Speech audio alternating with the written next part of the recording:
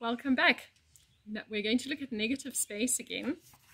The last exercise that we did was filling in negative space either with a pencil using cross-hatching or with a gel pen or ink pen using cross-hatching and hatching. And today we're going to have fun and transform the negative space into interesting creatures or work with colors and just have an exciting, fun-filled experience creating all these different areas that usually don't get much attention.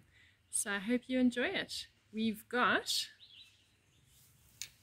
the pencils that I'm going to work with and felt-tipped pens or Koki pens. So hopefully you'll have some of those where you're working as well. Enjoy! Now's a great time to think about what you'd like to fill your negative spaces with. So you can copy this one and do the scary creatures of the forest. So basically just have a look on the internet, search witches, cats, whatever scary things that you can think of, and then do some line drawings with pencil into those spaces, trying to fill them up as best you can with all those different creatures. Then you'll take a black pen or a Koki or pencil, even some colored pens, and fill in those spaces using the light and dark to shade in the creatures and the animals. If you followed along with last week's lesson, you might still have 2 empty contour drawings of trees.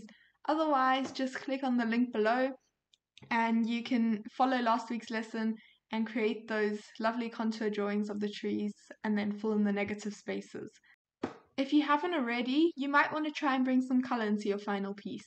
You can do something like this where you use different fine liners and create contours like on a map where you just go around and around until you reach the center. This is a very easy way of bringing some color into those negative spaces. I finished my 4 A5 drawings. The first one that I did was a negative space drawing where I filled in the negative space with hatching and cross-hatching using a pencil. And then I moved on to doing a negative space drawing in which I filled in the negative space with a gel pen. Also trying to cross-hatch at the bottom to make it darker and then becoming a little lighter just by hatching towards the top. And then I moved on to the fun exercises. Here I have called this one Everything That Goes Boo Through the Forest. I looked at the negative spaces and decided what it could look like. So witch and cats and some bats. So that was a fun, adventurous exercise. So with that one, have a look at your negative space and see what creatures you can find lurking through the forest.